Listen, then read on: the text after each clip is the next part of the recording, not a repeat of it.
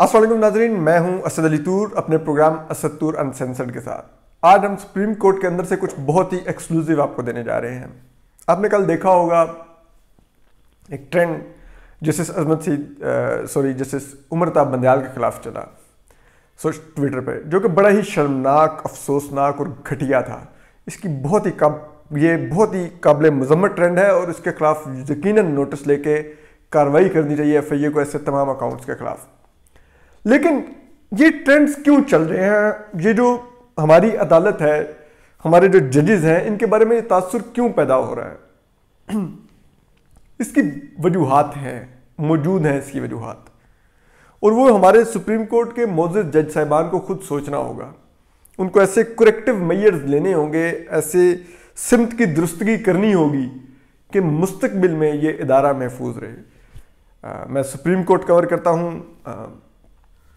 इफ्तिखार चौधरी साहब की बहाली के दौर से मैं सुप्रीम कोर्ट को बड़ा करीब से देख रहा हूँ। हम सब लोग देखते हैं, तमाम जजेस की अदालतों में जाते हैं, सुनते हैं अहम मुकदमात, तो एक हम चीज़ें देखते हैं, हमें कुछ चीज़ें नज़र आती हैं। आज वो हम शेयर करना चाहते हैं कि ये क्या हो रहा है।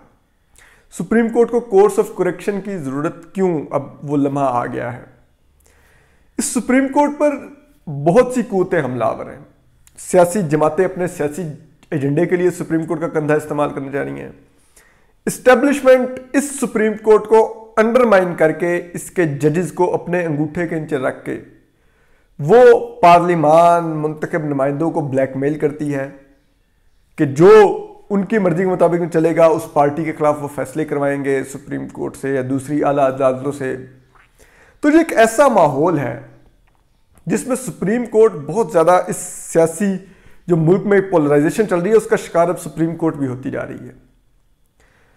बदकिस्मती से जो ही बेंच बनता है तो लोग राय कायम करने लग जाते हैं कि देखना इस बेंच का, अगर ये इस पार्टी का है या इस सियासतदान का है या इस शख्सियत का ये केस है और इसमें बेंच ये बन गया तो अब देखिएगा फैसला ये आएगा, क्योंकि ये तो ये सोच रखते हैं, ये शख्सियत ये सोच रखते हैं, ये अदालती शख्सियत ये सोच रखते हैं। और इंतहाई बदकिस्मती से सितम ज़रीफ़ी देखिए तो कि अमूमन वो जो लोगों की प्रेडिक्शंस होती हैं वो दुरुस्त साबित हो जाती हैं।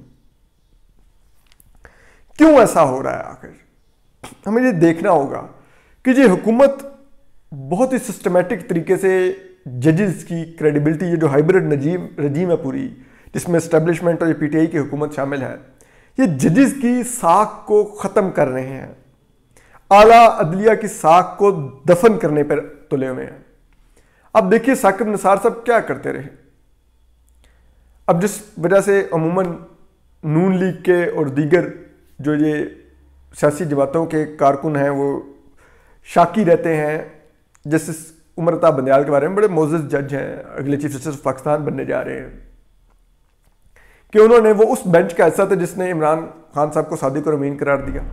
अब इमरान खान साहब जब वज़ीर-ए-आज़म बने, जो कुछ उन्होंने किया, जिस बदतरीन लेवल के वो झूठे निकले हैं, जिस बदतरीन लेवल की उनके दौर में करप्शन हुई है, शुगर माफिया, आटा माफिया और दूसरे आप माफियाज देख लें, LNG में लोग अरबों खरबों बना गए, तो सबकी आंखें खुल गई किस किस्म का। और फिर जब उन्होंने और वो अपने गले में मेडल डाल के फिर रहे हैं, मुझे तो सुप्रीम कोर्ट ने सादिक और अमीन कहा हुआ है, तो फिर लोग ऑटोमेटिकली सुप्रीम कोर्ट को बुरा भला कहने लग जाते हैं। अब लोगों को ये नहीं पता कि वो फैसला मौसूफ अजमत इन्होंने लिखा हुआ है साकिब निसार साहब ने, लेकिन क्योंकि बेंच का ऐसा जस्टिस उमरताब बंदयाल भी थे तो तोपों का रुख रहता है। तो सुप्रीम कोर्ट को सोचना चाहिए कि ये जो चीफ जस्टिस थे साकिब निसार, ये इस अदालत के साथ क्या करके गए। ये डैम के नाम पर जो घटियापन करते रहे, जो चंदा इकट्ठा करते रहे, ये कहाँ से सुप्रीम कोर्ट का काम था कि वो डैम बनाने के चंदे इकट्ठे करे। वो जिस तरह अस्पतालों में बंदरों की तरह उछलते रहे जाके, ये कितना शर्मनाक था कि सुप्रीम कोर्ट का जज अस्पतालों में खड़ा हुआ है और ये हरकतें कर रहा है। और जिस तरह से वो सियासी पिटीशनें सुन रहे थे, एक एक काम उनका बदबूदार था। आज उनके गार्बेज के नीचे सुप्रीम कोर्ट अभी तक दबी हुई है। तो तब जो मोअज़्ज़ज़ जज साहिबान थे, उन्होंने क्यों ना किसी फुल कोर्ट इजलास में जस्टिस जो साबिक चीफ जस्टिस थे साकिब निसार, उनको शटअप कॉल दी कि यार शटअप, बस कर दें, आपने रिटायर हो जाना, बाद में इस इदारे ने आपका बोझ उठाना है आपके इन करतूतों का। नहीं, उनको उल्टा सेक्रेटरी के लिए उन्होंने फुल कोर्ट का इजलास बना लिया, फुल कोर्ट में तमाम जजेस भी मौजूद नहीं थे, उनको सेक्रेटरी अलाउ कर दिया प्राइवेट के, आप रिटायरमेंट के बाद भी रख सकें। किस लिए वो रखते रहे? इतने ताकत और इख्तियार के भूखे और घटिया इंसान थे वो। अपने भाई के कहने पे उन्होंने एक पूरा किडनी ट्रांसप्लांट का एक इंस्टीट्यूशन तबाह कर दिया क्योंकि उनके भाई को वहां पे नहीं लगाया जा रहा था। तो ये तब भी सबको पता था। तो क्या मोजेस जज साहिबान जो बैठे हुए उनको नहीं अंदाजा था कि ये क्या गंद घोल रहे हैं? तो जब जज साहिबान वक्त पर नहीं बोले तो आज उस गार्बेज के नीचे आज भी सुप्रीम कोर्ट दबी हुई है। जस्टिस जो काजी फाजिसा हैं उनको क्यों लोग पसंद करते हैं? कोई वो वलीउल्लाह नहीं है या कोई उनकी तरफ से कोई बिशारत नहीं है इस कौम को, लेकिन कुछ चीजें नजर आती हैं। उन्होंने उससे भी इख्तलाफ किया कि इनको नहीं प्राइवेट सेक्टर देना चाहिए साकिब निसार साहब को। उनकी इंडिपेंडेंस नजर आई। उन्होंने प्लॉट लेने से, इंटाइटल्ड थे, सरकारी प्लॉट लेने से इनकार किया है, जबकि यहां पर ऐसे भी लोग हैं जिन्होंने 2-2 प्लॉट लिए हुए हैं। ऐसी भी अदालती शख्सियात हैं, इंटाइटल्ड एक के लेकिन 2-2 सरकारी प्लॉट लेके बैठे हुए हैं। एक तो ऐसे हम जानते हैं जो सीडीए की गाड़ी में गए, अपने लिए D12 में कॉर्नर प्लॉट सिलेक्ट करके आए। क्यों? ऐसी चीजें फिर साख कमजोर करती हैं सुप्रीम कोर्ट, क्योंकि बातें छुपी नहीं रहती, इधर उधर से निकल रही होती हैं, हम तक आ रही होती हैं। हमें पता चल रहा होता है कि किस आला अदालती शख्सियत को आला मनसब मिलना है, तो ये हुकूमत जोन सी है किसी की बेटी को पैमरा में अकोमोडेट कर देती है कि इनको अकोमोडेट करो, और फिर हम देखते हैं कि उन जज की तरफ से बड़े लीनियंट हुकूमत के लिए फैसले भी आते हैं, हुकूमत को रिलीफ भी मिलता है किसी भी हुकूमत को, तो वो फिर हमें नजर आने लग जाता है। तो फिर वो एक तासुर कायम होने लग जाता है। किसी के बारे में पता चलता है कि जनाब वो उनके दामाद हैं, उन्होंने एकदम से अपना चैम्बर बना लिया और अब धड़ाधड़ केसेस आ रहे हैं उनके पास, तमाम बड़ी फर्म्स के केसेस आ रहे हैं और उनको अदालतों से रिलीफ मिल रहा है। क्यों? ये भी एक बड़ा सिस्टमेटिक वे है ब्राइब करने का। हुकूमत ना सिर्फ उनको ब्राइब कर रही होती है, बल्कि दूसरी तरफ से उनको वो हमारी देसी जुबान में कहते हैं काना भी कर रही होती है कि देखो तुमने ये फायदा पहुंचाया हुआ। किसी के बारे में सुनने का आता है कि उसकी उम्र का इशू है, उसकी उम्र के सर पर ब्लैकमेल किया जा रहा है। तो ये जब चीज़ें सब चल रही होती हैं और फिर वो चीज़ें रिफ्लेक्ट हो रही होती हैं, हमें कमरा अदालत में नजर आती हैं, तो फिर एक अदालत का तशख़्ख़ुस कमज़ोर होता है। जस्टिस काजी फाजिसा के खिलाफ क्यों रेफरेंस आता है? क्या आपको नहीं पता? क्या हमें नहीं पता वो रेफरेंस एस्टेब्लिशमेंट ने दायर किया है?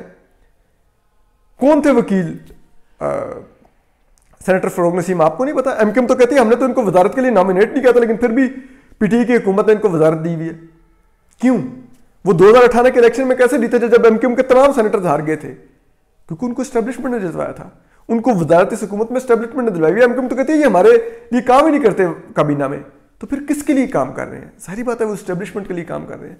और वो अगर वकील बन के आ जाते हैं जस्टिस काजी फाजिसा के खिलाफ, तो उसके बाद भी जजेस की क्या नहीं, हमारे मौजूद जजेस को अंदाजा हो जाना चाहिए कि ये क्या हो रहा है, कौन जस्टिस काजी फाजिसा के दर पर है।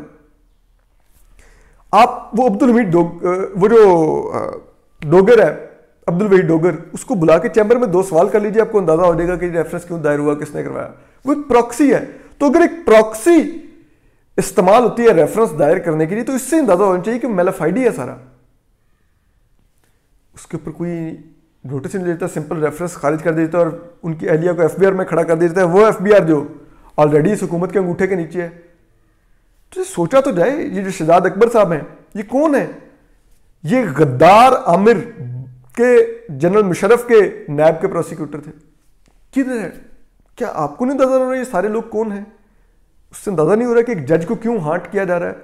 इसलिए कि वो इंडिपेंडेंट माइंड रखता है, उसने चीफ जस्टिस बनना है और उसके खिलाफ अब लेजिस्लेशन लाने की तैयारी हो रही है कि उसकी एज लिमिट बढ़ाकर उसको चीफ जस्टिस ना बनने दिया जाए। तो अदालत को चाहिए कि वो ऐसे लेजिस्लेशन को शट अप कॉल दे के हम नहीं होने देंगे, अटॉर्नी जनरल के थ्रू पैगाम भिजवाएंगे अगर आप ये करेंगे विल थ्रो आउट। क्योंकि अगर जजेस को यूं हार्ट कर दिया जाए, यूं ब्लैकमेल करने शुरू हो रही हैं हुकूमतें कि आपको चीफ जस्टिस नहीं बनने देंगे अगर आप हमारे अंगूठे के नीचे नहीं होंगे, हम लेजिस्लेशन करके आपका रास्ता रोक देंगे, हम आपके खिलाफ रेफरेंस ला के आपको बाहर निकाल देंगे, तो फिर बाकी जजेस की इंडिपेंडेंस कहां पे गई? वो तो डर जाएंगे, अंडरमाइन हो जाएगी हमारी सुप्रीम कोर्ट।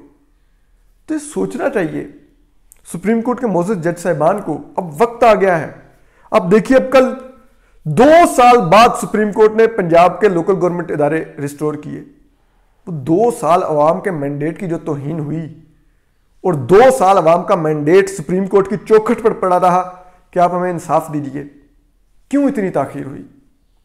इससे भी अवाम का जो एतमाद है वो सुप्रीम कोर्ट में कम होता है। और क्यों ताखीर कम हुई, वो पिछला फैसला पढ़ लीजिए जस्टिस काजी फाइसा और जस्टिस सरदार तारिक मसूद का, कि वो मौसूफ जो ख्वाजा दाऊद साहब हैं, रजिस्ट्रार डेपुटेशनिस्ट, वो दबा के बैठे हुए थे फाइल, वो केस ही नहीं लगने दे रहे थे। आपको पता है ख्वाजा दाऊद साहब कौन है? उनके बारे में कहा जाता है कि वो साकिब निसार साहब की अहलिया के कज़न हैं, फैसलाबाद से ताल्लुक़ है, साकिब निसार की बाकियात हैं। जितना बदबूदार काम साकिब निसार साहब इस अदालत में करके गए हैं, उनकी बाकियात भी वही कर रही हैं। आप खुद तो सोचिए कि अगर कोई नापाक जानवर आप कुएं से निकाल भी दें, लेकिन उसकी दुम कुएं में पड़ी रहेगी तो कुएं का पानी फिर भी बदबूदार रहेगा। ये सुप्रीम कोर्ट के मोअज़्ज़ज़ जज साहिबान को देखना होगा कि ऐसे लोग इदारे के साख खत्म करने का बायस बन रहे हैं। अगर कोई गंदा काम करके सुप्रीम कोर्ट से निकला है और वो अपनी बाकियात छोड़ गया तो उनको भी निकालिए, ताकि इदारे में शफाफियत आए। अजमत सईद शेख साहब देखिए किस किस्म का किरदार अदा करके, और अभी तक कर रहे हैं जो किरदार वो अदा, और अभी भी अगर वो कोई सुप्रीम कोर्ट के मुअज़्ज़ज़ जज साहिबान से राब्ते करते हैं तो उससे भी अदालत की साख कमजोर होगी। ये देखना होगा हमारी मुअज़्ज़ज़ अदालत को। मैं सुप्रीम कोर्ट को कवर करता हूँ, मुझे सुप्रीम कोर्ट अपना दूसरा घर लगती है। मुझे दुख होता है जब मैं किसी भी, चाहे मैं किसी जज का नाकिद भी हूं, तो उसके बारे में जब मैं सोशल मीडिया पे या कहीं पे आगे पीछे लोगों को निजी महफिलों में कुछ गलत कलमात कहते थे, तो मुझे अंदर से दुख होता है कि यार ये तो हमारी कॉन्स्टिट्यूंसी है, सुप्रीम कोर्ट जहां पे हम जाते हैं रोज, ये हालत हो रहा है, हमारा आईनी सतून है, इसके बारे में इस तरह का तासुर कायम हो रहा है। और उस तासुर के पीछे फिर वजूहात मौजूद हैं। सुप्रीम कोर्ट को उन वजूहात को एड्रेस करने की जरूरत है। अपने मुअज़्ज़ज़ जज साहिबान का खुद दिफा करना होगा, मुअज़्ज़ज़ जज साहिबान को खुद खड़ा होना होगा इन हमलों के खिलाफ। अगर आपने किसी के हक में फैसले दिए हुए तो फिर कोशिश करें कि मुस्तकबिल में उनके बेंचेस में मत बैठे, सियासी मुकदमात मत सुने। सियासी मुकदमात हमेशा जो अदालत होती है उसको सियासत ज़दा करते हैं।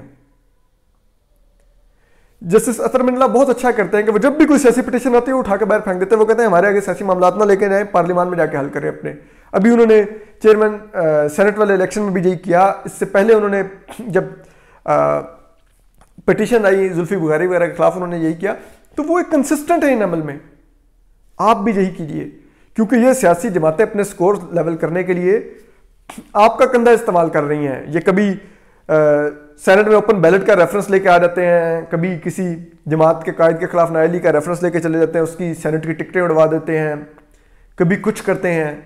तो फिर उस सियासी जमात के जो कारकुन होते हैं वो आपके खिलाफ हो जाते हैं, वो आपके बारे में एक राय कायम कर लेते हैं और फिर मुस्तकबिल में आपको मशकूक नजरों से देखते हैं। और फिर जब मुस्तकबिल में आप दोबारा कोई ऐसा ही सियासी केस सुनते हैं और फिर से कोई उसी जमात के खिलाफ फैसला देते हैं, तो उनको वो कहते हैं देखा इसने तो पिछले दफा भी हमारे खिलाफ फैसला दिया था, क्योंकि ये है अब उस जमात के साथ, ये उस जमात के साथ मिला हुआ है। तो इस चीज से बचना चाहिए मुअज़्ज़ज़ जज साहिबान को। सियासी केसों को उठा के बाहर फेंक के, पिटीशन दायर ही हो तो उसको रिजेक्ट कर दें कि हमने नहीं सुननी, आप अपना मसला जाके पार्लियामान में सेटल करें। तो फिर इस अदालत का दोबारा साख बहाल होनी शुरू होगी कि ये अदालत ताकतवर को इनकार कर रही है, तो फिर ये अदालत की साख बहाल होगी। तो ये हमारा एक कंसर्न है। हम ये समझते हैं कि सुप्रीम कोर्ट को देखना चाहिए इन मुअज़्ज़ज़ जज साहिबान को। ये बड़े विजडम वाले जज हैं। जो पिछला गार्बेज है साकिब निसार का, उसको इन्हीं को उतार के फेंकना होगा और मुस्तकबिल के लिए ऐसे मेजर्स लेने होंगे, ऐसे इकदामात लेने होंगे कि मुस्तकबिल में किसी और जज के वजह से ये इदारा मुस्तकबिल में भी इस बोझ के नीचे ना दबा रहे। तो हम आपको इस पर आगाह करते रहेंगे। अपना ख्याल रखिए, सलामत रहिए, अल्लाह हाफिज़।